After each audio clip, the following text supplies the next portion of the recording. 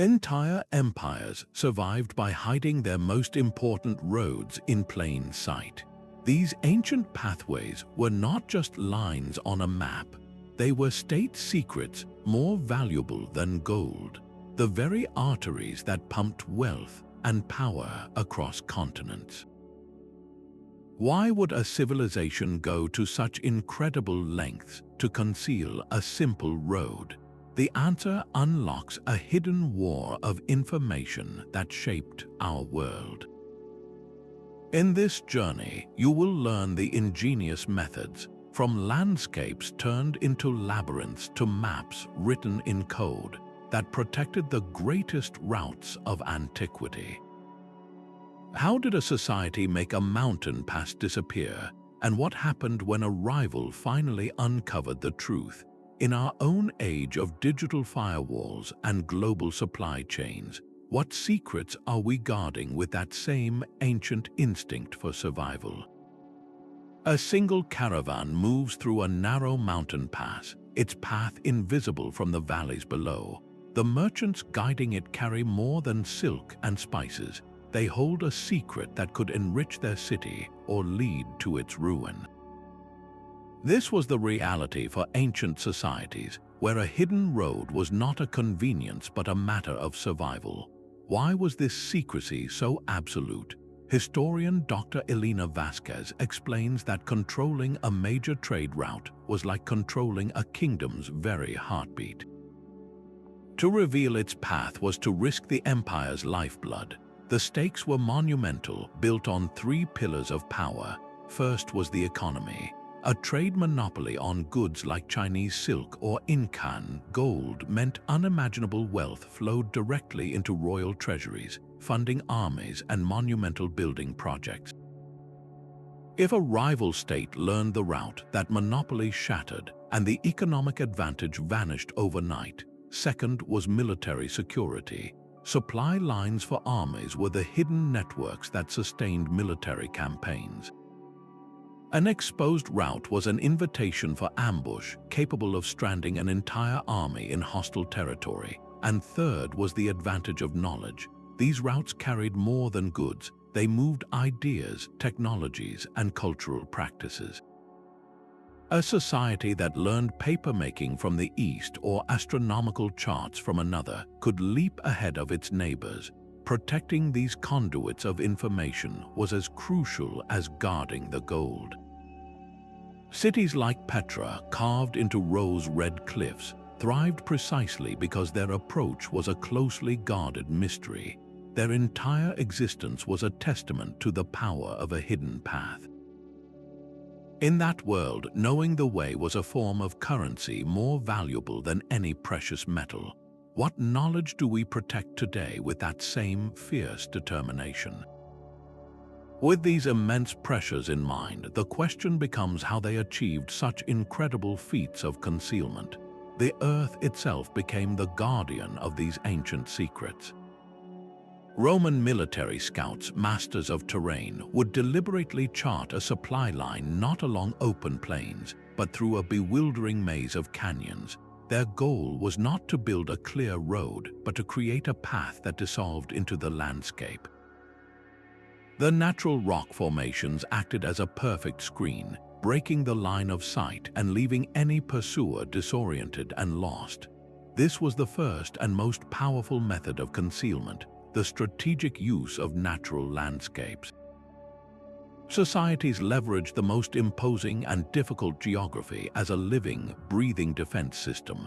Dense, trackless forests could swallow an entire caravan. Treacherous swamps presented a seemingly impassable barrier that hid solid pathways known only to local guides.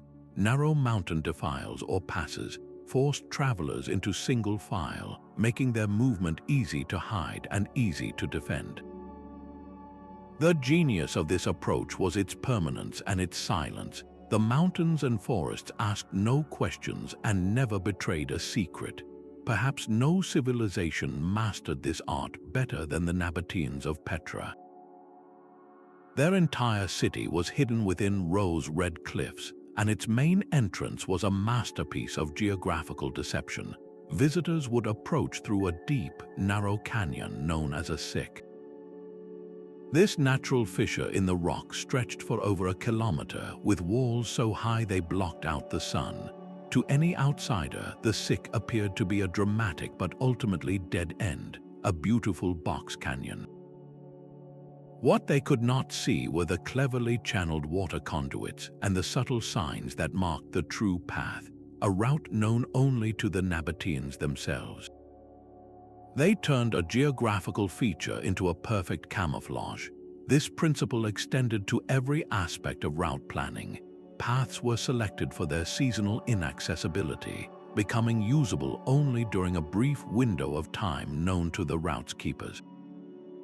A trail that was clear and dry in the summer might be a raging torrent in the spring or buried under deep snow in the winter, effectively erasing it from the map for most of the year.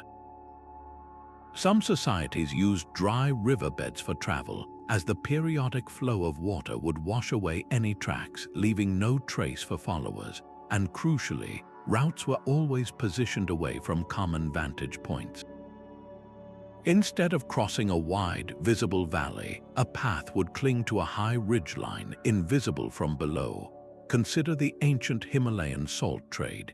Caravans moved along high mountain spines, their silhouettes lost against the sky, while the bustling communities in the valleys beneath remained completely unaware of the wealth moving just above their heads.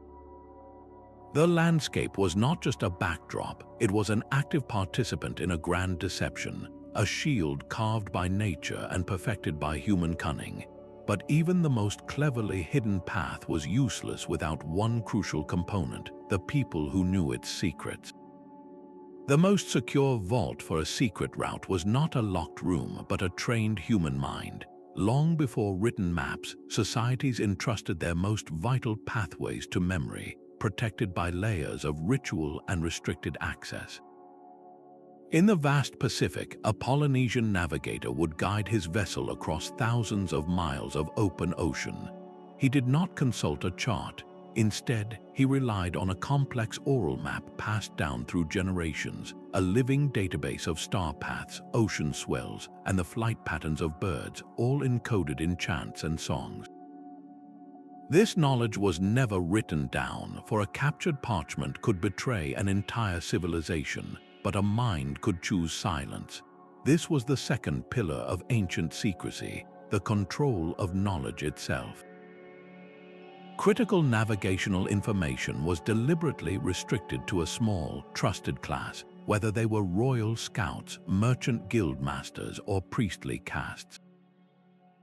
Anthropologist Dr. Kenji Tanaka describes these oral traditions as a form of living encryption.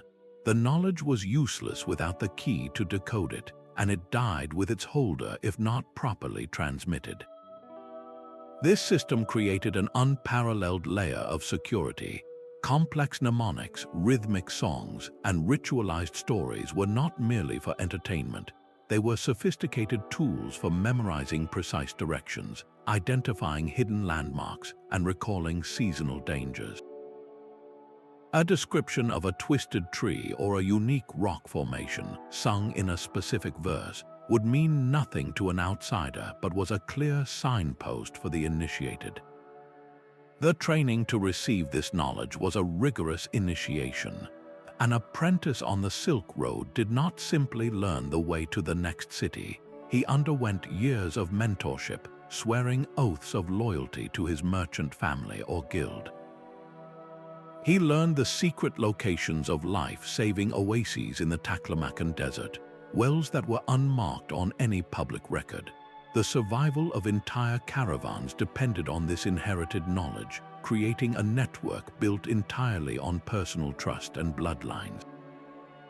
This reliance on human memory presents a profound question. In our modern age, where every detail is stored digitally and accessible in an instant, have we lost the inherent security that came with personal guardianship? That intimate, fragile chain of trust from one mind to another created a barrier that was incredibly difficult to breach.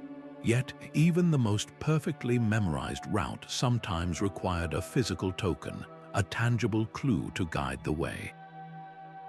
These physical tokens often took the form of maps that were deliberately misleading. When a society was forced to commit a route to parchment or clay, they did not draw a straightforward guide. Instead, they created a symbolic cipher, a document that was useless without its key. Unrolling one of these charts would reveal a bewildering landscape of mythological beasts, celestial patterns, and cryptic icons. To an outsider, it was a work of fantasy. To a trained navigator, it was a precise set of instructions. Cartographic historian Dr. Isabel Morau explains that these were not maps to find a place, but maps to confirm you already knew the way. They were a test, a final layer of security for the initiated. The art of coded cartography relied on several ingenious techniques. First, literal landmarks were replaced with cultural symbols. A distinctive mountain peak might be represented by a drawing of a local deity. A safe freshwater spring could be marked by a specific geometric pattern. These symbols were deeply embedded in the culture's mythology or belief system, making them meaningless to any foreign agent who might intercept the document. Second, distances were rarely measured in standard units. A map might indicate a journey as taking 3 days' walk for a laden camel, or the space of 2 full moons. This relational measurement was fluid, changing with the season and the traveler's pace, preventing an enemy from calculating a precise location. Most cunning of all, these maps often included deliberate falsehoods. A beautifully drawn oasis might be placed in a location that was actually a barren salt flat, a trap for any spy trying to follow the chart literally. Color coding was another sophisticated tool. On certain Mediterranean portolan charts, coastlines controlled by allied states were rendered in precise, navigable detail. But the territories of rivals were left ominously blank, or sketched with jagged, threatening cliffs and sea monsters to warn sailors away. The charts contained accurate sailing directions for friendly ports, but the routes to competing trade centers were either omitted or drawn with dangerous, misleading currents. This practice of misdirection extended to the heavens. Some maps included astronomical markers that were only valid during a specific season. A chart might instruct a traveler to turn at a pass when a certain star touched the horizon, a celestial event that would only happen for a few weeks each year. Outside of that window, the instruction was nonsense, rendering the map obsolete to anyone who did not know the correct timing. This entire system transformed a map from a tool of revelation into one of confirmation and deception. It protected the route not by hiding the document, but by ensuring the document itself was a locked box. The ingenuity of hiding a path in plain sight on a piece of parchment reveals the ultimate truth, that the greatest secrets were not in the landscape or the map, but in the mind of the traveler. Yet for all this mental and cartographic cunning, a final, physical layer of deception was often waiting on the ground itself. The landscape itself could be reshaped into the perfect liar. Beyond simply using natural features, ancient engineers became masters of subtle, physical deception, actively manipulating the environment to erase their own footsteps. Picture a Mesoamerican merchant approaching a wide, flowing river. To any observer, the waterway is an impassable barrier, but this merchant knows a secret. Just beneath the surface, a line of flat stepping stones has been carefully placed, creating a submerged road. When the water level is normal, the path is completely invisible. But in the dry season, or to someone who knows exactly where to step, it becomes a solid bridge, a hidden crossing that leaves no trace for rivals to follow. This was the art of minimal impact engineering, a principle of leaving no trace that defined the fourth method of concealment. Paths were not paved with stone, but covered with loose brush that could be scattered after a caravan passed. The entrances to crucial mountain passes were sometimes blocked by staged rock falls, piles of debris that looked natural but could be quietly moved by those in the know.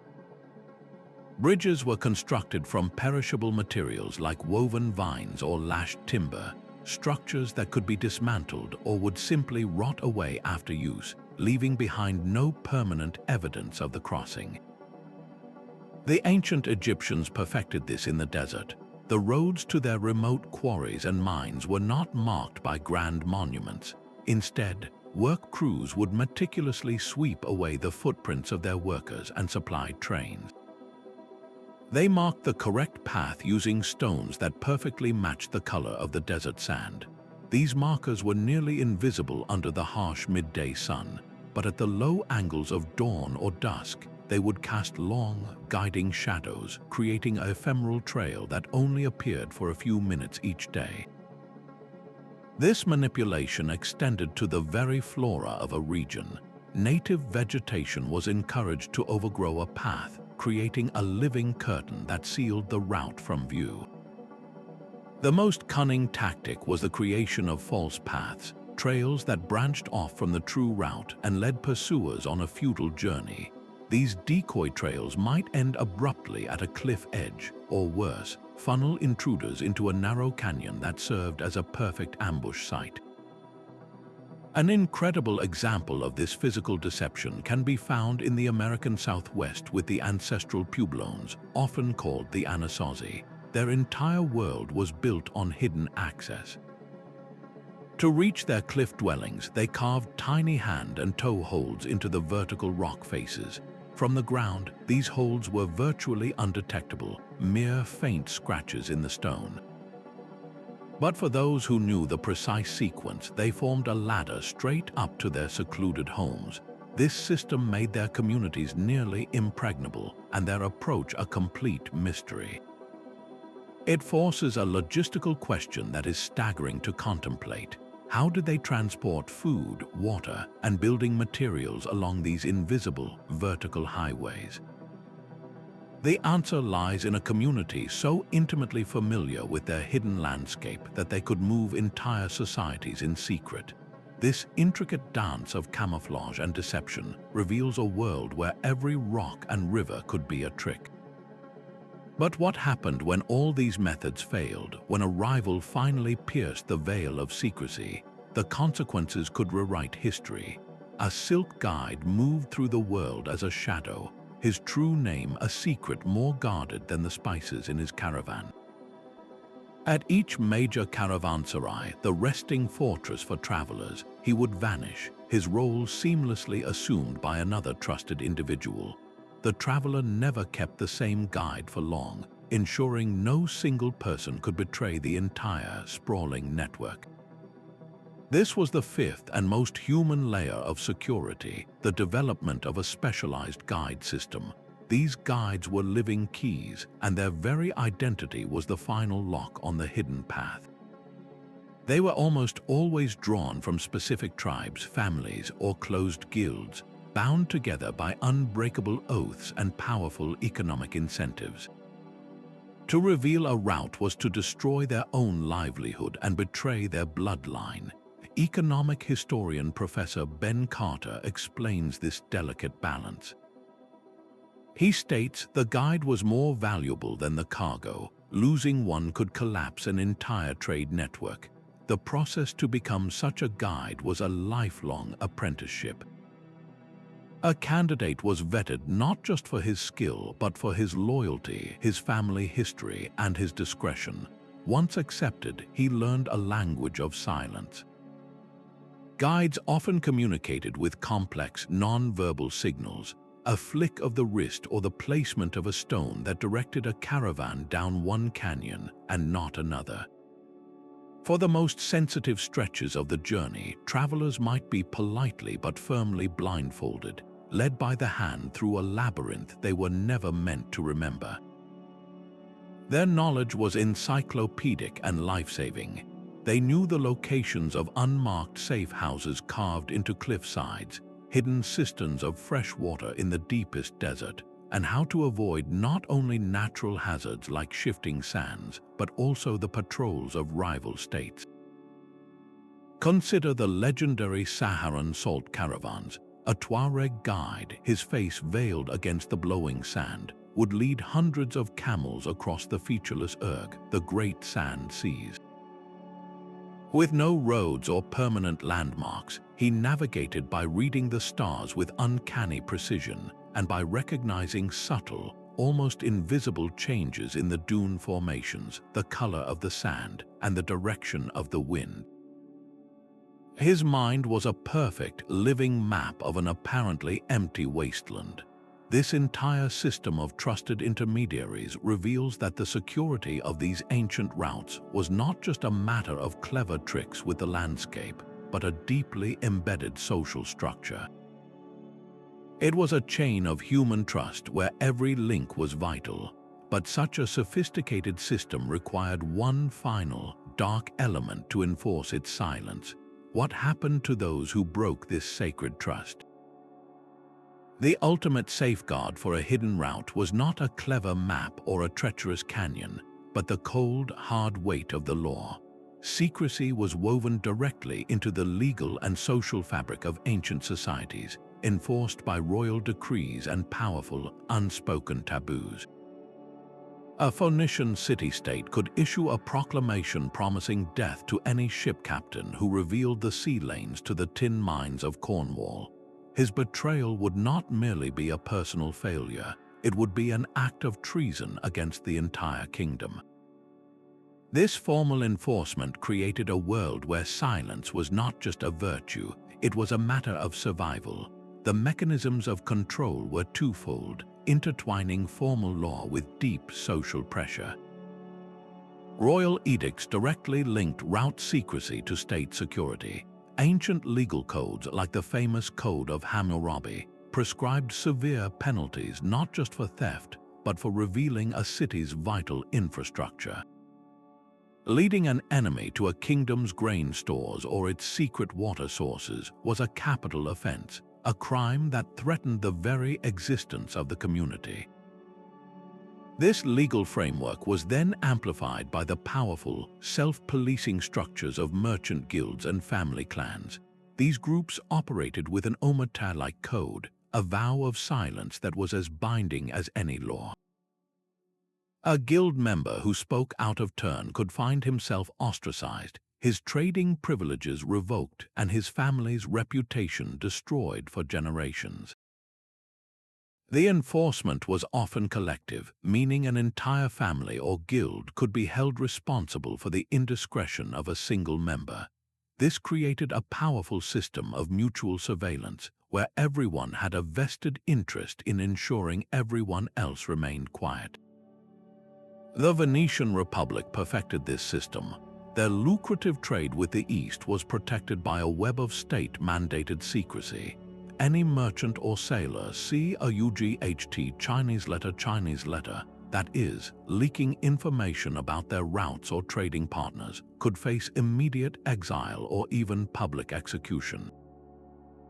The state even employed spies to pose as foreign agents, testing the loyalty of those who held sensitive knowledge. This demonstrates the psychological warfare at play. The constant, looming fear of consequence, of bringing ruin upon oneself and one's entire family, was a deterrent far more powerful than any physical barrier. It forces us to ask, in our own world of digital leaks and whistleblowers, what social and legal taboos do we respect that keep our own modern secrets safe? This intricate system of laws, loyalty, and fear formed the final, unbreakable lock on the ancient world's greatest hidden pathways. But with all these defenses in place, from deceptive maps to legal threats, we must confront the inevitable. What happened when the secret finally got out? A Chinese general once faced an overwhelming enemy force. Instead of fortifying his position, he ordered his engineers to build wide, impressive roads that stretched for miles, complete with fake cart ruts and abandoned campfires. Any enemy scout would report a bustling supply line, but these roads led only to barren, waterless lands. Meanwhile, his army moved swiftly along a single, narrow trail known only to a handful of loyal officers. This was the seventh and most cunning method of concealment, the art of psychological warfare and strategic misinformation. Ancient powers did not just hide their routes, they actively poisoned the well of knowledge, turning a rival's own intelligence against them. Military historian Dr. Arthur Lee explains this mindset perfectly. He states, in the ancient world, the best defense was often a well-crafted lie about your own movements. This was not a passive secrecy, but an aggressive campaign of deception designed to mislead, exhaust, and ultimately destroy those who sought the truth. The tactics were brilliantly varied. False maps were deliberately created and allowed to fall into enemy hands, beautifully detailed documents that showed non-existent mountain passes or phantom oases. Spies and double agents would be used to feed fabricated intelligence, perhaps whispering in a rival king's court about a new, faster route that was actually a death trap. Rumors were a powerful weapon. A trade guild might spread stories of a path being haunted by vengeful spirits or plagued by a terrible sickness, effectively quarantining the area without posting a single guard. One of the most effective strategies was the use of decoy caravans. A richly laden convoy would take a highly visible public route, drawing the attention of every bandit and rival state. Meanwhile, the true treasure, perhaps a shipment of priceless jewels or vital military dispatches, would travel light and fast along a separate, secret path. The decoy served as both a distraction and a trap, often leading pursuers into an ambush or a logistical nightmare. The Assyrian Empire mastered this art to protect their iron ore transport routes. Their scouts were instructed to spread terrifying tales among local populations, describing the mountain passes as guarded by demons and filled with bottomless chasms.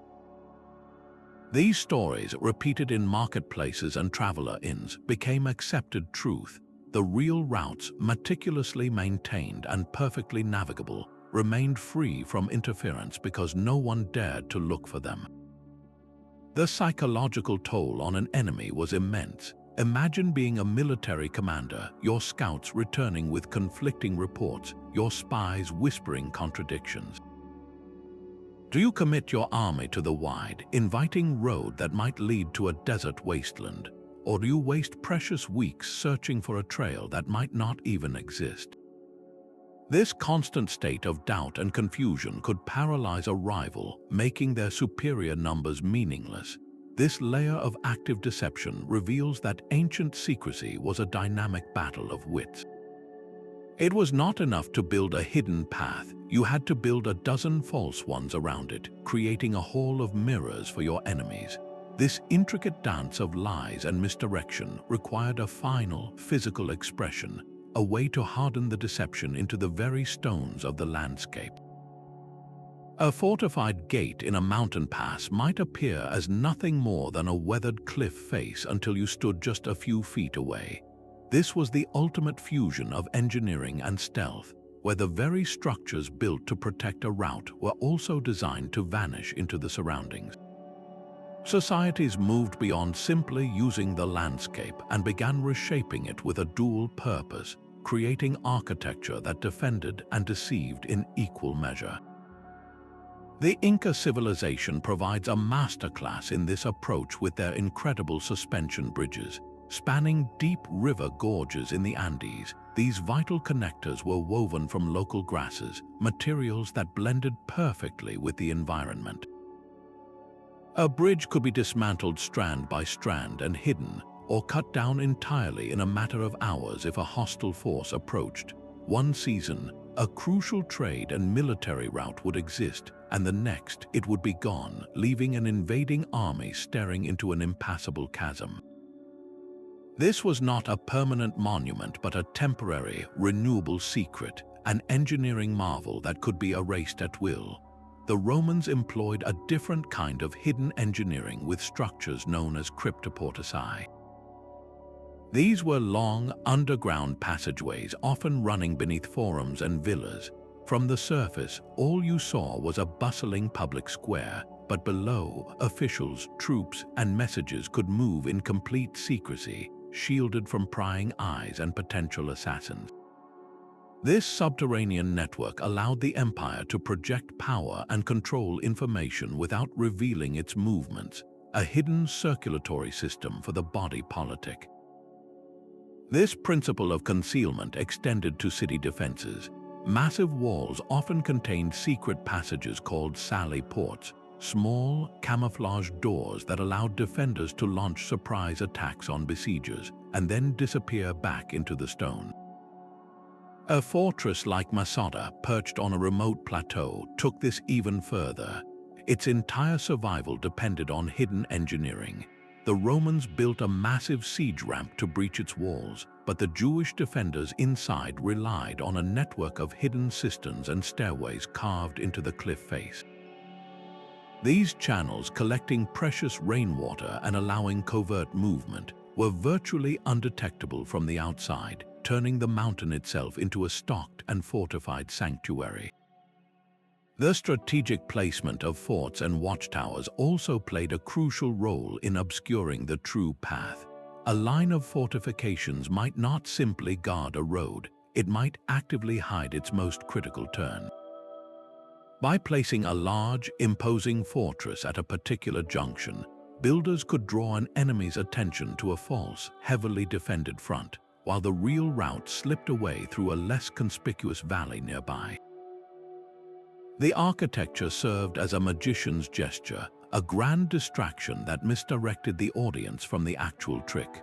All of this tangible, brilliant engineering, from woven bridges to underground tunnels, forces a final, practical question. Who paid for it all? Constructing and maintaining such elaborate secrets on a grand scale required a powerful and sustained economic engine. The immense cost of building and maintaining these hidden worlds did not come from thin air.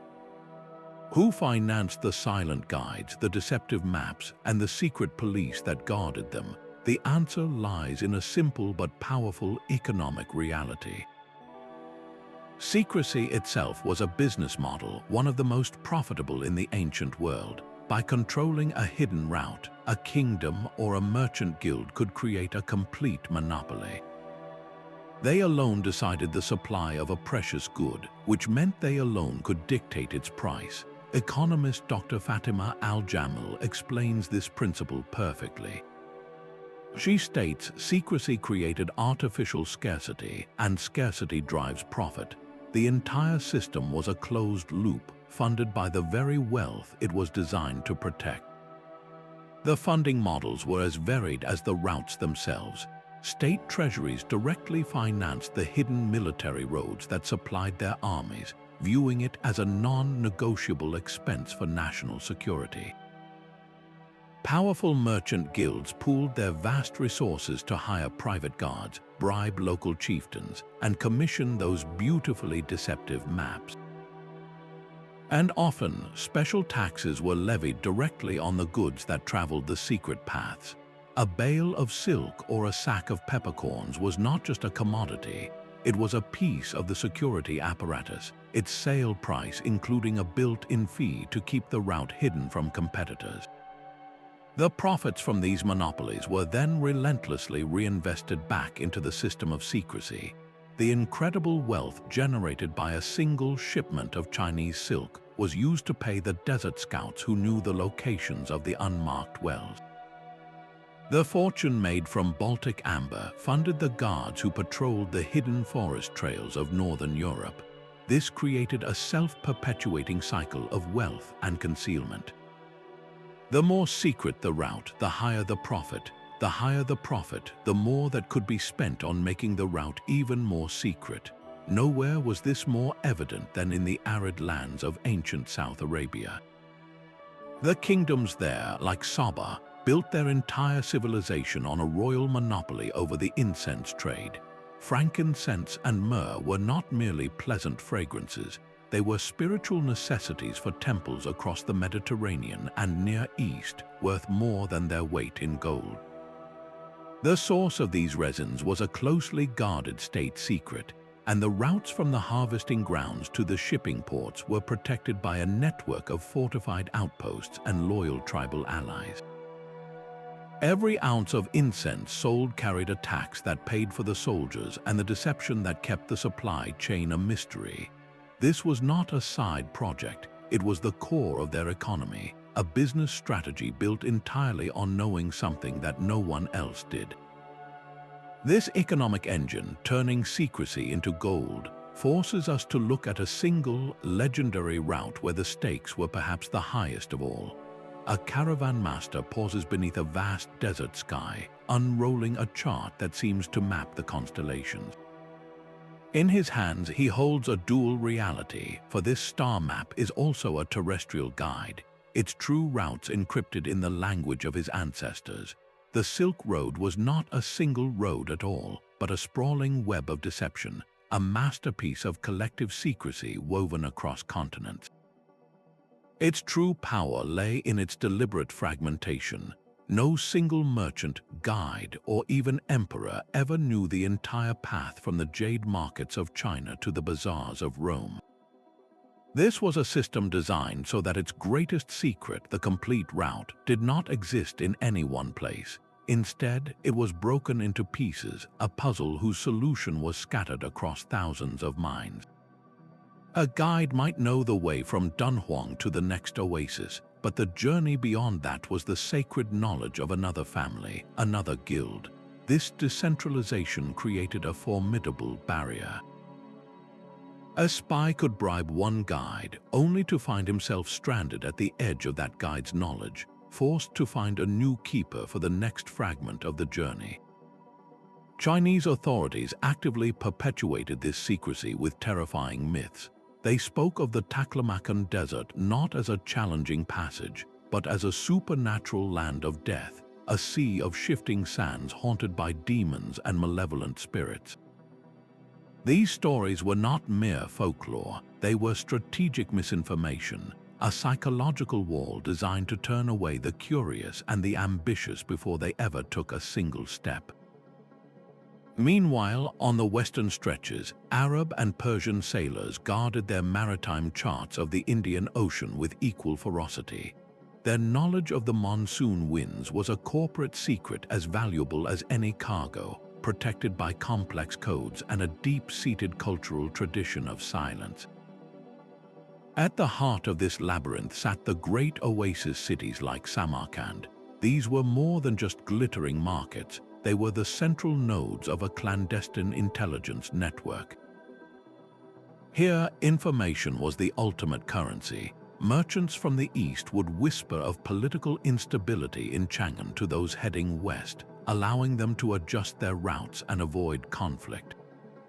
Rumors about bandit activity or a closed mountain pass would spread through the caravanserais faster than any single caravan could travel, allowing the entire network to dynamically reroute itself in near real time. The routes themselves were in constant, fluid motion. A path used one season might be abandoned the next, not because it was dangerous, but to avoid establishing a recognizable pattern.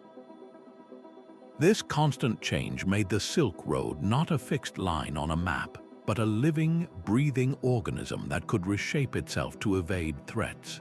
The most telling example of this system's impenetrability comes from the Romans. Desperate to bypass their Parthian rivals and gain direct access to Chinese silk, Roman agents repeatedly tried to bribe local guides. These attempts consistently failed.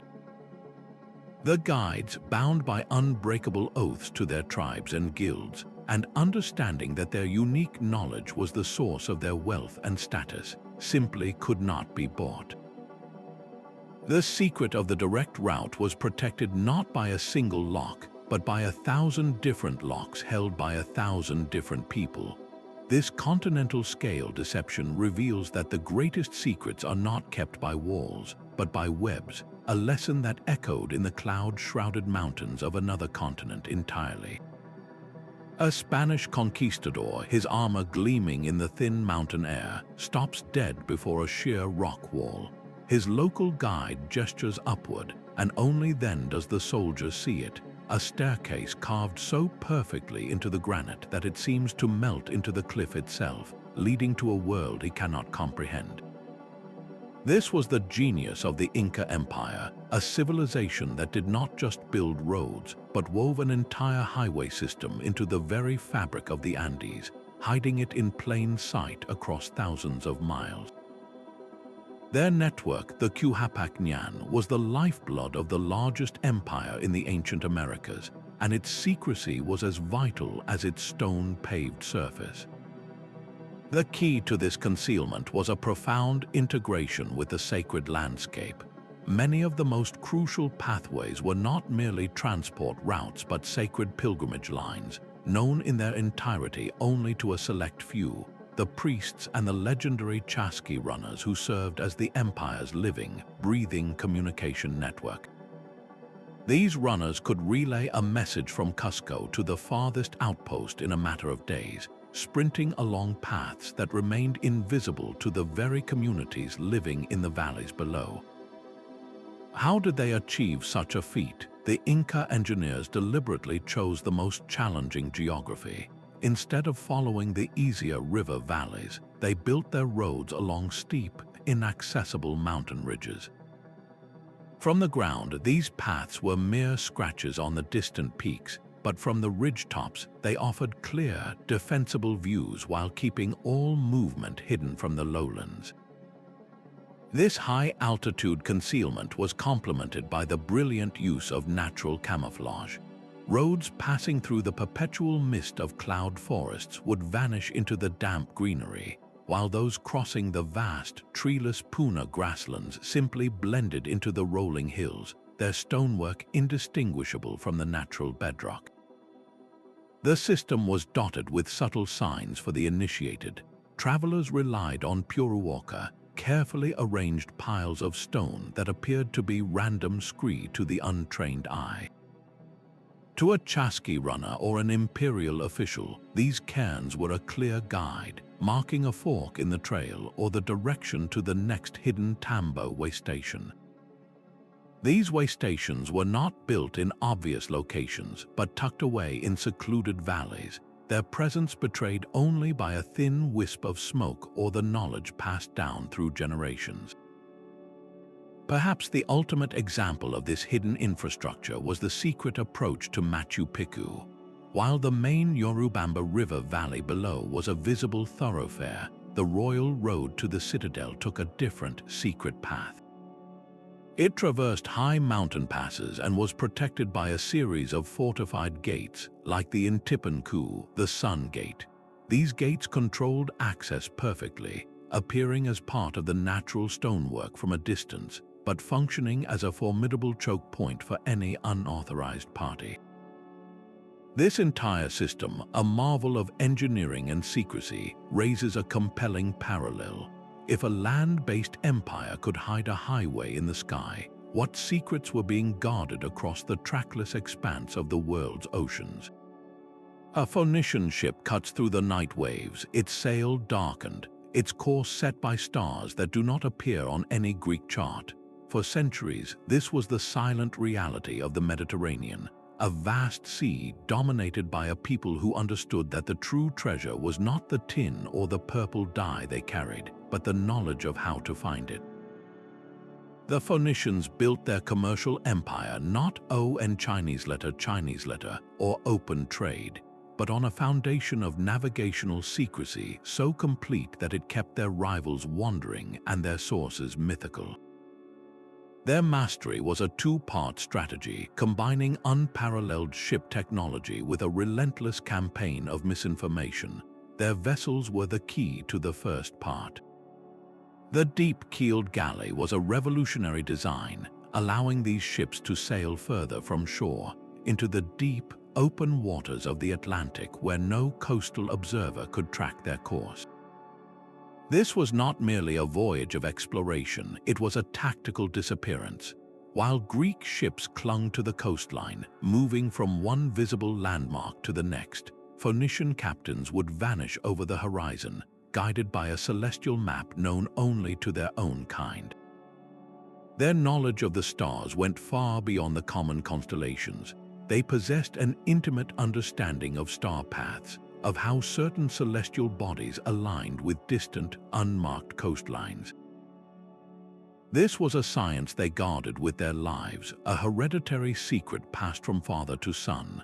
They combined this with a deep, empirical knowledge of the sea itself. They understood the complex patterns of seasonal currents, the way the winds shifted at different times of the year, and how to use these natural forces not just for speed but for stealth. A journey to the tin-rich shores of Britain, a place they called the Cassitarides, was not a direct line. It was a convoluted, counterintuitive route designed to confuse any who might try to follow. They would sail far out into the Atlantic before turning north, using currents that were invisible to the eye, ensuring their final landfall was a secret. Their deception was not passive, it was an active and sometimes brutal policy. Historians have found evidence that they deliberately sank their own old and worn-out vessels at the mouths of certain rivers, especially in Spain and West Africa. This created a navigational hazard that blocked rival ships from accessing the lucrative inland trade networks, while their own lighter, more agile boats knew the safe passage through the wreckage. Their colony placements were masterstrokes of geographic obscurity. Carthage, their greatest daughter city, was not founded on the most obvious or fertile bay. It was established in a location that gave it total control over the central Mediterranean choke point, its true strength and the routes it protected hidden from plain view. The success of this centuries-long deception is perfectly illustrated by the story of the Greek explorer Pytheas. After a monumental journey, he returned to Greece with detailed accounts of the Tin Islands, what we now know as Britain. His descriptions were precise and accurate, yet they were almost universally dismissed by his contemporaries as the ravings of a fantasist. The prevailing Greek wisdom, likely seeded by Phoenician merchants, was that the Northern Ocean was a frozen, impassable wasteland. Pytheas had not just explored a new land, he had stumbled upon the truth, and the Phoenician fog of lies was so thick that his truth was simply not believed. On the open sea, where there were no mountains to hide behind and no forests to get lost in, information was the ultimate currency. Their maps were in their minds, their roads were made of water, and their greatest defense was a story that made the impossible seem true. An astrolabe's brass discs gleamed under the desert sun, a puzzle of rotating plates and finely etched coordinates. In the hands of an Arab navigator, it could plot a course across the trackless sea, but its true genius lay in the hidden knowledge required to make it speak. The navigational tools of the ancient world were not merely instruments, they were vaults, their physical forms protecting secrets more precious than any gem. The devices themselves, from the simple to the sublime, were useless without the living, breathing understanding of how to build, calibrate, and interpret them.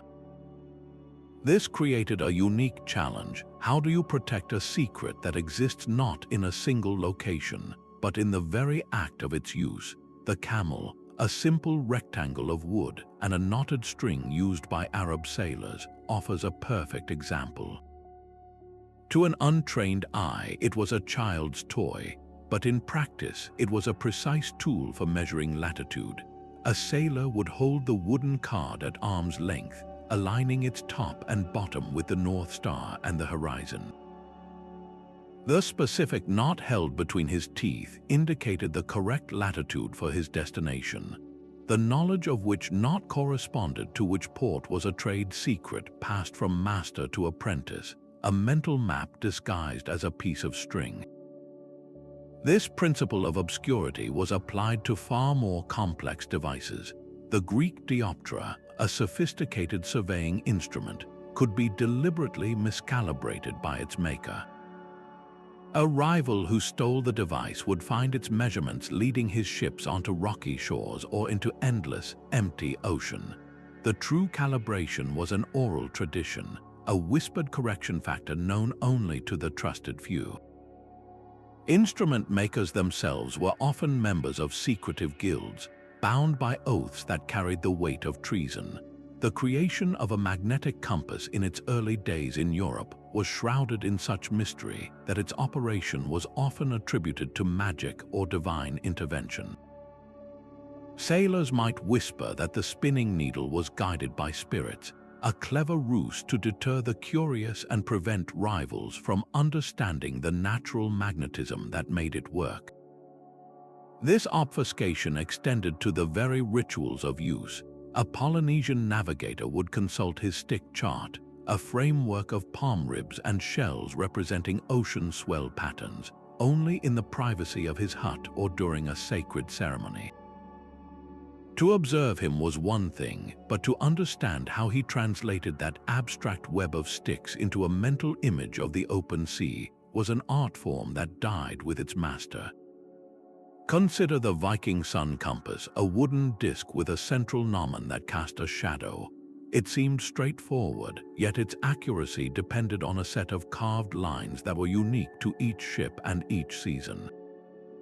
A compass captured from one longship would be nearly useless for another, its guidance system personalized and encrypted. Similarly, the Chinese south-pointing chariot, a complex differential gear mechanism that always indicated south, was treated as a state secret. Its inner workings were so effectively guarded that for centuries, its very existence was considered a myth by outsiders.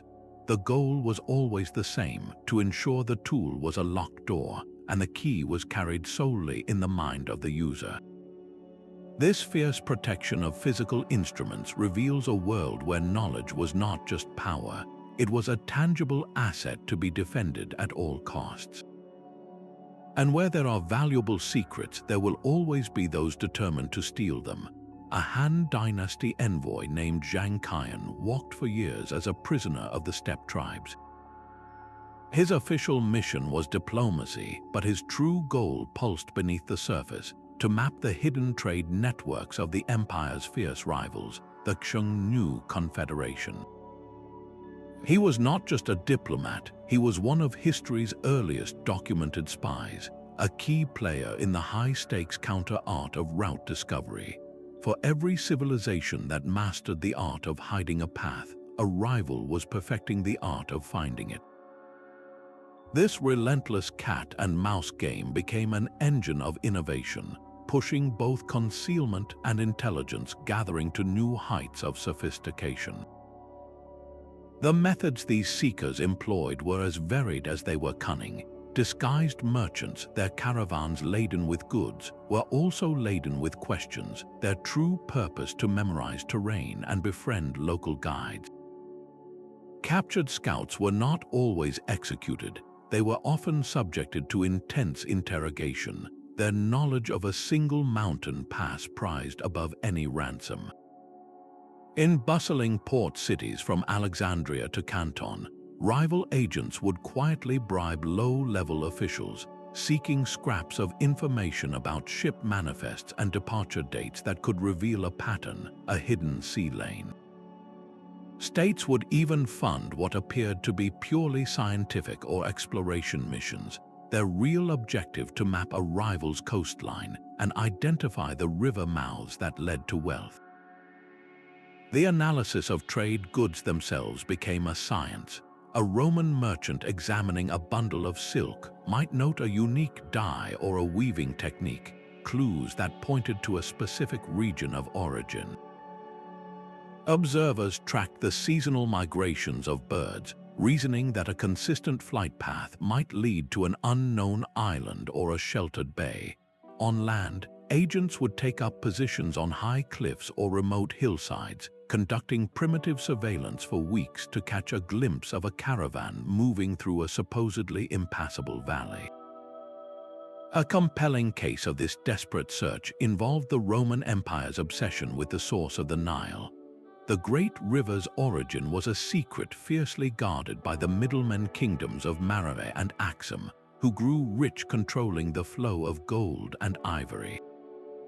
The Romans dispatched numerous expeditions, often military detachments thinly disguised as trade missions, tasked with sailing upriver beyond the known cataracts. These legions were not searching for a city to conquer, but for a geographic truth, a single point on a map that could break a monopoly and shift the balance of power. They were consistently thwarted not by armies, but by the very landscape their rivals knew so well, the treacherous swamps and the local guides whose loyalties could not be bought. This eternal struggle between hider and seeker was the dynamic heart of ancient geopolitics. Each new method of espionage forced an evolution in concealment, a more clever deception, a more loyal guide. It was an arms race of information where a single success could fund an empire, and a single failure could mean its slow, silent demise. A single broken secret could erase an empire from the map. For the Ghana Empire, that secret was the source of its legendary gold. For centuries, their power was built on controlling the trans-Saharan trade routes, the hidden desert pathways that brought gold from the south to the Mediterranean world. North African traders would arrive at Ghana's borders with salt and other goods, meeting southern merchants in a carefully orchestrated exchange where the actual mines remained a mystery. But that secrecy did not last. Rival powers, lured by the wealth, eventually pieced together the puzzle. They bypassed Ghana's controlled markets, establishing direct contact with the gold-producing regions to the south. The result was an economic collapse. Ghana's monopoly, the very engine of its kingdom, evaporated.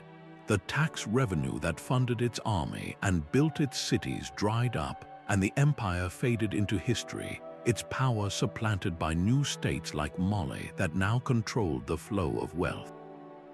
This was the terrifying domino effect of a failed secret. The loss of a trade monopoly rarely ended with a simple budget shortfall. It could trigger a cascade of disasters, from military invasion to the complete disappearance of a city-state. The most dramatic example unfolded centuries later, when a single maritime discovery rewrote the global economy. For generations, the spice trade from India and the East was dominated by a complex network of Arab merchants and the Venetian Republic, who controlled the land and sea routes through the Middle East. The location of the Spice Islands and the navigational knowledge to reach them were state secrets more valuable than any chest of peppercorns. Then, in the late 15th century, the Portuguese explorer Vasco da Gama successfully sailed around the Cape of Good Hope, bursting into the Indian Ocean. He had discovered the sea route to India, shattering the Venetian and Arab monopolies in a single voyage. The consequences were immediate and catastrophic for the old powers. Spices now flowed directly to Europe by sea, bypassing the traditional overland routes and the middlemen who controlled them. Venice's economy went into a steep decline, its palaces and canals a beautiful monument to a faded glory. The Arab merchants who had once dictated prices in the bazaars of Alexandria saw their influence and wealth drain away, redirected to the new maritime empires of Europe. The security of a route was so fundamental that its exposure often led to direct military conquest. Cities that lost their protective secrecy became immediate targets. Their wealth was now visible, and their hidden approaches were known. A rival army no longer had to search for a way in. They could march directly to the gates, leading to the sacking of great cities and the enslavement of entire populations whose unique geographical knowledge was now a resource to be exploited by their new masters. The environment itself could become a victim, a resource that was carefully managed when its location was a secret, was often ravaged once the secret was out. The ancient East African city-state of Rapta, known for its trade in ivory and tortoiseshell, thrived by concealing the sources of these precious materials. Once its maritime secrets were uncovered, likely by Roman or Greek traders, the uncontrolled exploitation began. The elephant herds and turtle populations that had been sustainably harvested for generations were pushed to the brink, and raptor, its economic reason for existing gone, faded into the coastal mists, leaving little more than a name on an old map. These historical failures stand as a stark testament to the fragility of power built on hidden knowledge. It prompts a sobering question for our own time. In an era of digital maps and satellite surveillance, what modern monopolies of knowledge are we protecting, and what would happen if they were suddenly laid bare for all to see? A Phoenician captain clutching his periplus would feel a strange kinship with a modern executive encrypting a shipping manifest. Both are guardians of a route, one made of water and wind, the other of fiber optic cables and satellite pings. The fundamental goal is identical: control the flow of something precious and deny that knowledge to rivals. Yet the landscape of secrecy has undergone a seismic shift. We have moved from hiding paths in the physical world to concealing them in the digital realm. Ancient societies relied on geographical obscurity, using a treacherous canyon or a trackless desert as their primary firewall. Today, our first line of defense is cryptographic, a mathematical labyrinth of encryption that shields the digital highways where wealth and information now travel. The trusted human guide who held a secret path in his memory has been replaced by multi-factor authentication, a system that demands something you know, something you have, and something you are.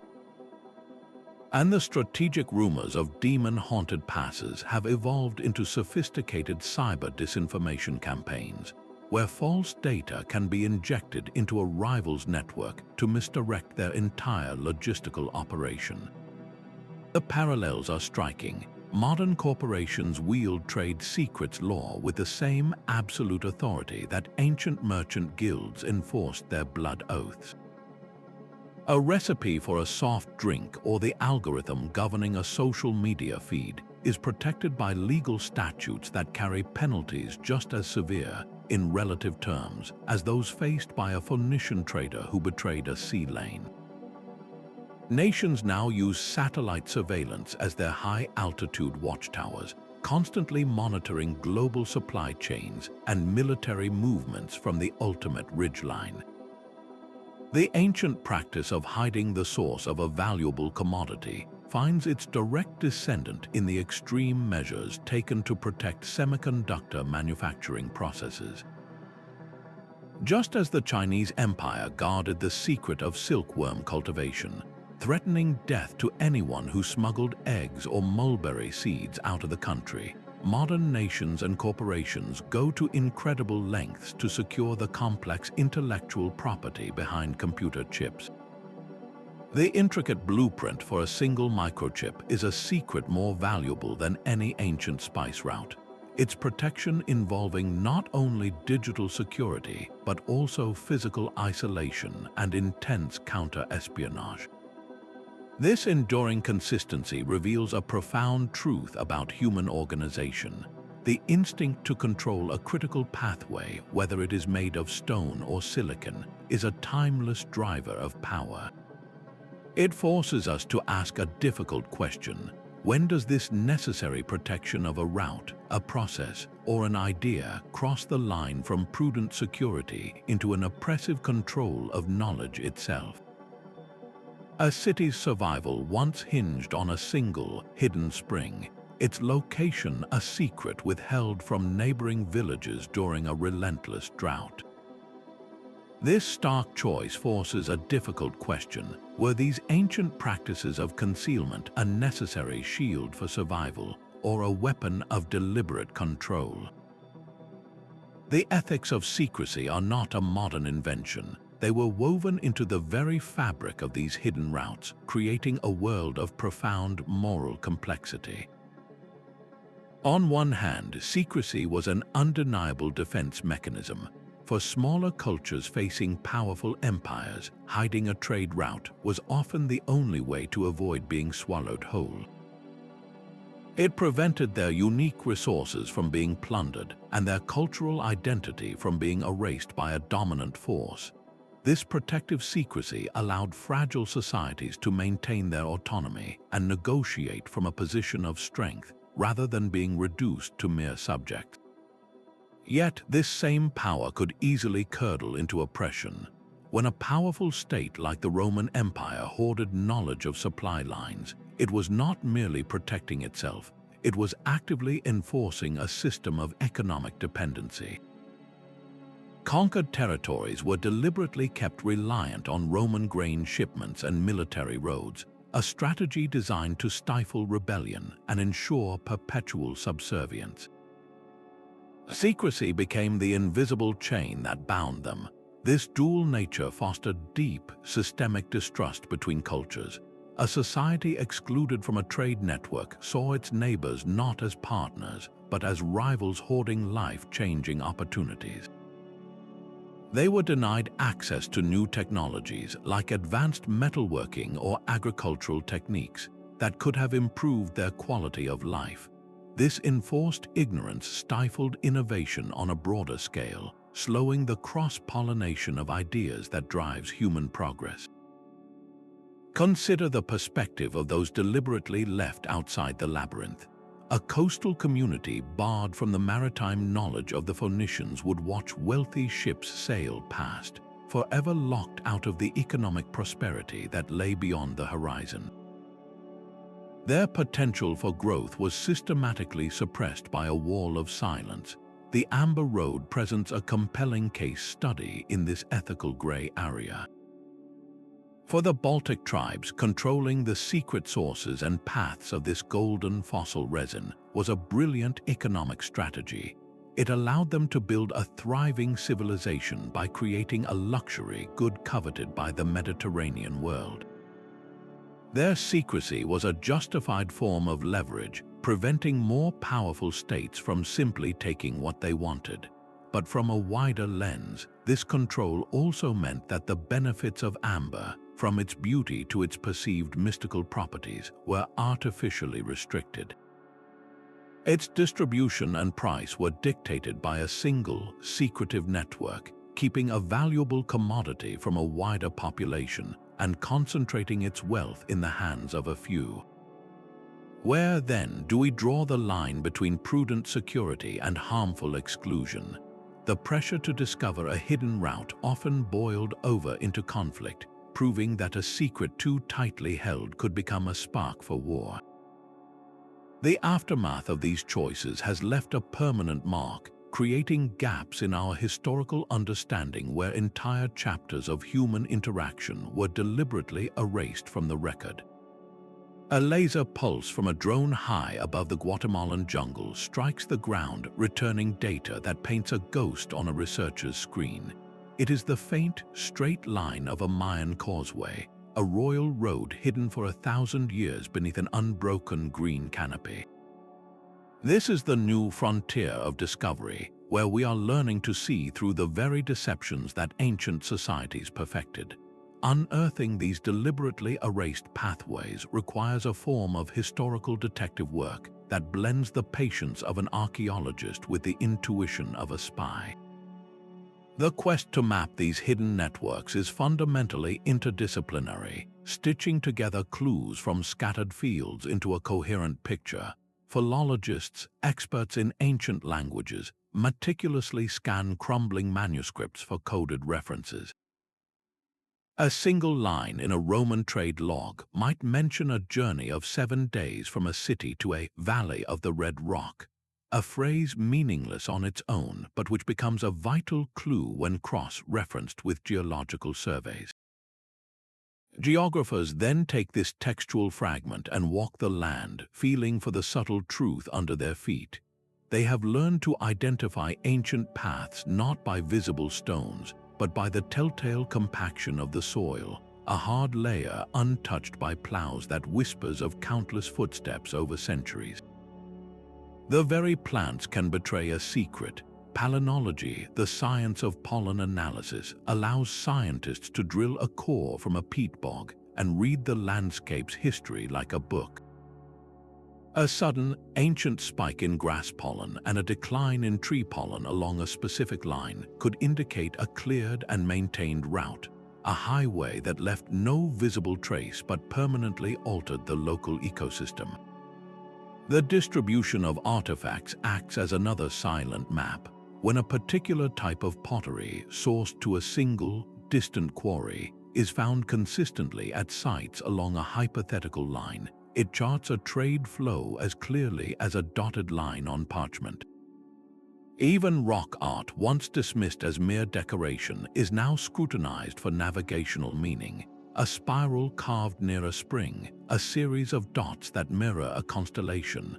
These could be the ancient world's equivalent of a road sign, meant for those who knew how to read it. A monumental example of this synthesis is the ongoing effort to fully map the Incan Cuhapacñan. Researchers are using drones and GIS software to survey the treacherous high Andes, revealing sections of road that were not merely abandoned but intentionally destroyed.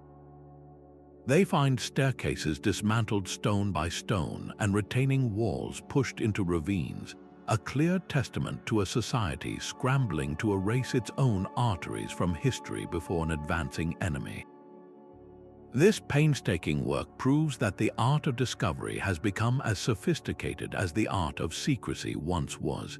Each of these faint ghosts, these compacted soils and pollen trails, represents a fragment of a puzzle we are only beginning to solve. The sheer scale of what remains unknown is humbling, built from countless secrets that were, by design, meant to be lost forever. A mountain pass was not merely a gap between peaks, it was the domain of a wrathful god, and to enter without the proper rites was to invite a curse upon your entire lineage. This was the ultimate psychological lock, transforming geography into theology and making faith the most formidable guardian of all. Ancient societies mastered the art of weaving practical needs into spiritual narratives, ensuring that the most effective deterrents were not soldiers but stories. A real, tangible route to a gold mine could be perfectly protected by a myth describing it as a river of fire in the underworld, guarded by serpentine demons. For a population that lived and breathed these beliefs, the legend was a more effective barrier than any wall, turning curiosity into sheer terror. This fusion of the spiritual and the strategic was a deliberate, sophisticated process. Specific locations along a route were consecrated to local deities or nature spirits. A freshwater spring vital for caravans was not just a water source, it was the home of a nymph, and drawing from it required a specific offering or prayer known only to initiated guides. An outsider who dared to drink would be seen as defiling a sacred site, risking supernatural retribution that justified the community's hostility. This created a system of divinely enforced taboos that kept the unworthy at bay without a single drawn sword. The guidance provided by religious authorities was often a weapon of misdirection. A traveler deemed untrustworthy who asked an oracle for the best route to a trading post might receive a beautifully phrased but utterly useless prophecy. The priest might say, "Seek the path where the eagle flies backwards," a cryptic riddle that would send the seeker on a futile journey while the true path remained hidden. This practice elevated route secrecy to a divine mandate, where the gods themselves were framed as the protectors of the secret. Foundation myths for entire cities were built around this principle. A city like Petra did not just happen to be hidden. Its mythology proclaimed that the Great Canyon leading to it was carved by the staff of a god as a gift to his chosen people. This narrative transformed their geographical good fortune into a divine right, making the protection of the route a sacred duty for every citizen. Their hidden access was not a strategic secret, it was a theological one, and to reveal it was an act of blasphemy. The most compelling case study of this fusion is the Delphic Oracle in ancient Greece. Pilgrims and kings traveled from across the known world to seek its wisdom, believing the priestess, the Pythia, channeled the god Apollo. But Delphi was far more than a temple. It was the ancient world's premier intelligence hub. The priests who interpreted the Pythia's often ambiguous utterances had access to a constant stream of information from every corner of the Mediterranean. They knew which kings were planning wars, which cities were wealthy, and most importantly, which trade routes were safe and which were threatened.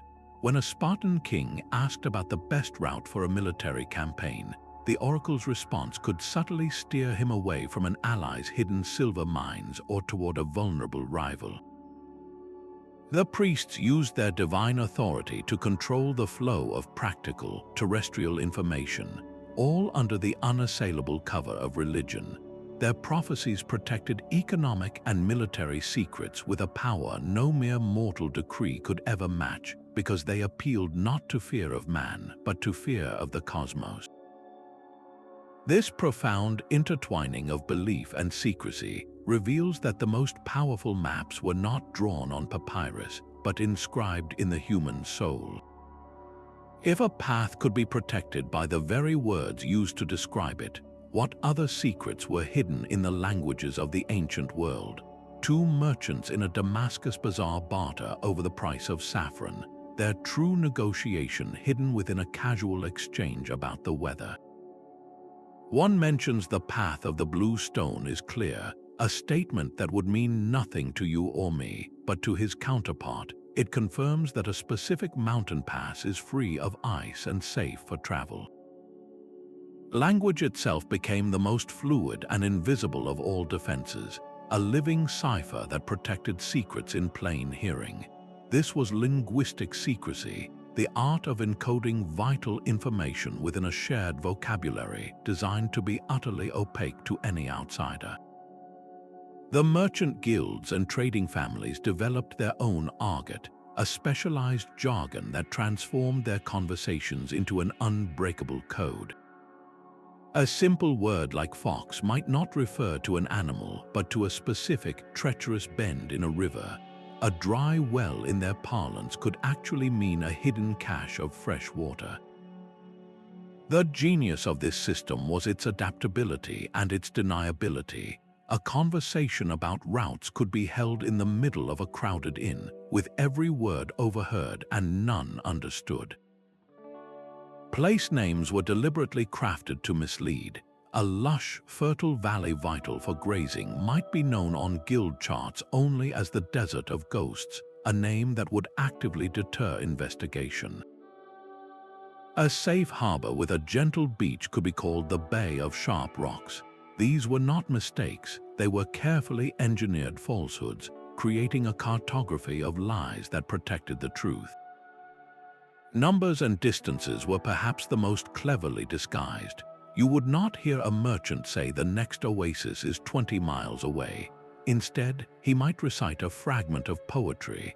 The lone palm bows twice to the evening star, where bowing twice indicated 2 days' travel for a loaded camel. This encoded measurement was fluid, contextual, and completely secure from anyone who lacked the key to the poetic cipher. This linguistic firewall extended beyond mere words. On the Canary island of La Gomera, shepherds developed a whistled language known as Silbo-Gamero. By modulating whistles, they could communicate complex messages across deep ravines, discussing the movement of goods or the approach of strangers over distances of several miles. To an untrained ear, it was just the sound of the wind, but to an initiate, it was a clear, secret conversation carried on the air. Some guilds took this a step further, incorporating words from a dead or foreign language known only to their members. A group of spice traders might salt their speech with ancient Sumerian terms, or medieval European tinkers might use a lexicon called thieves' cant, a coded language that likely has its roots in much older systems for discussing safe routes and dangerous territories without alerting local authorities or rivals. This sophisticated manipulation of communication meant that the very air could be filled with secrets, a hidden network of information as real as any stone road, yet completely intangible. If a path could be hidden in a whisper or a whistle, it begs the question of what other biological tools were harnessed to guard the way. A seabird's evening flight was a more reliable chart than any parchment map. Across the ancient world, societies did not just navigate around nature, they learned to read it like a living text, using biological markers and animal behavior as subtle, self-renewing guides to their hidden paths. This deep ecological knowledge transformed the entire biosphere into a secret directory, one that was useless without the cultural key to interpret it. The method relied on an intimate, generational understanding of the rhythms of life. A navigator in the Pacific knew that a specific turn, flying in a determined line at sunset, was not merely returning to a random roost, but was heading directly toward a low-lying atoll still far below the horizon. The blooming of a particular flower along a mountain trail marked not just a change of season, but the precise window of a few weeks when a high pass was free of snow and safe for travel. The sudden appearance of certain shellfish on a beach could indicate a hidden freshwater spring bubbling up just inland, a life-saving resource in a coastal desert. These were not random observations, they were precise, calibrated signals. This knowledge was actively curated and woven into the landscape. Societies would deliberately cultivate specific types of trees to mark a trail through a seemingly untamed forest. A line of ancient oaks or a grove of fruit-bearing trees, all of the same species and age, was not a natural occurrence. It was a planted signpost, a living monument that grew more definitive with each passing century. Domestication also played a role. Carrier pigeons were used across the ancient world, from Rome to Mesopotamia, as a swift and secretive communication network. A merchant could release a bird from a caravanserai to alert his partners at the journey's end that the route was clear, or conversely, that bandits had been sighted and the caravan should take the hidden, alternate path through the canyon. The message traveled silently through the sky, leaving no trace for pursuers on the ground. Perhaps the most profound expression of this biological mapping is the Aboriginal Australian concept of songlines. These are not merely songs, but intricate oral maps of the entire continent, describing the landscape through the epic journeys of ancestral beings. Each feature of the land, a waterhole, a mountain, a rock formation, is encoded in the rhythm and lyrics. Crucially, these songlines are deeply intertwined with the behavior of animals, as the ancestral beings often took animal forms. The path of the ancestral kangaroo, for instance, would be sung, and the singer would know to look for real kangaroos congregating in certain areas, their presence confirming the correct direction. The song itself was the map, and the living animals were the moving landmarks. This created a navigation system that was completely portable, stored in memory, and required no physical infrastructure, yet could guide a person across thousands of miles of trackless desert. This intimate, sacred connection with the living world represents a form of secrecy woven into the very fabric of existence. It was a stark contrast to the engineered deceptions of bridges and tunnels, relying instead on a silent partnership with nature itself. This biological firewall was incredibly difficult for any outsider to penetrate. How could a rival spy hope to decode the meaning of a bird's flight or the significance of a single blooming flower in a vast wilderness? That deep cultural knowledge died with its guardians, taking the routes with them forever. A polished bronze shield catches the sun on a lonely peak, flashing a single, silent message across 100 miles of open sky. For the caravan waiting in the valley below, that brief glint meant everything. The path ahead was secure. This was the cutting edge of ancient communication technology, a system designed for one purpose: to coordinate movement without leaving a trace for rivals to follow. These societies mastered the art of ephemeral signaling, using light, sound, and even the steady drip of water to protect their hidden routes. The core principle was line-of-sight communication. Watchtowers were strategically placed on high ridges, each within visual range of the next. A guard might use a shield for simple, prearranged signals, or at night, a carefully managed beacon fire. The type of smoke was itself a coded message. A fire fed with green, damp wood would produce a thick, white plume, a clear warning of danger. A fire burning dry, seasoned wood with a thin, gray smoke could signal that the route was open for travel. This created a messaging system that was both immediate and completely deniable, vanishing into the air the moment it was used. Sound provided another layer of secret coordination. In dense forests or deep canyons where light signals were useless, societies developed acoustic codes. A large, resonant stone, when struck with a specific rhythm, could carry a complex message through a valley. The sound was indistinguishable from natural rockfalls to the untrained ear, but to a guide it might mean, "Take the northern fork," or "Enemies are near." Hollow logs served a similar purpose, their deep, booming echoes acting as an early warning system that left no physical evidence behind. The need for precise timing in these covert operations led to the use of ingenious devices like the water clock. In a hidden fortress guarding a mountain pass, a clepsydra would measure the hours with the steady drip of water from one vessel to another. This allowed guards to synchronize the opening of a camouflaged gate for only a brief, predetermined window under cover of darkness. It ensured that a caravan arriving too early or too late would find the entrance sealed, maintaining the secret of its location. The Inca civilization may have taken this a step further with the quipu, a complex array of knotted strings. While its full purpose remains debated, some researchers believe these devices could encode logistical data, perhaps recording the inventory of a tambo way station, or even signaling the safe capacity of a hidden bridge ahead. For night movements, calibrated candle clocks, marked to show the passage of hours as the wax melted, allowed travelers to move through hostile territory under a strict and silent timetable.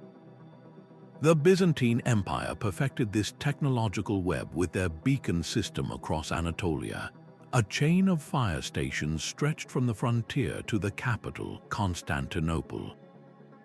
A single fire lit on a distant mountain could trigger a cascade of light, relaying a message about an invading army across hundreds of miles in just a few hours. This was not a mere alert system. It was a tool for managing the empire's secret military responses, allowing troops and supplies to be shifted along concealed roads long before the enemy knew their location. Every flash of light, every coded drumbeat was a testament to a simple truth. The most vital messages are those that disappear after they have been delivered. A secret too perfectly kept becomes a legend.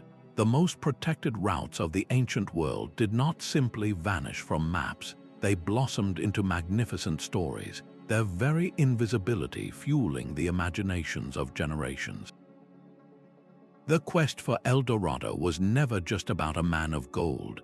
It was a desperate hunt for a hidden pathway to a kingdom whose wealth was so successfully concealed that it could only be explained by myth.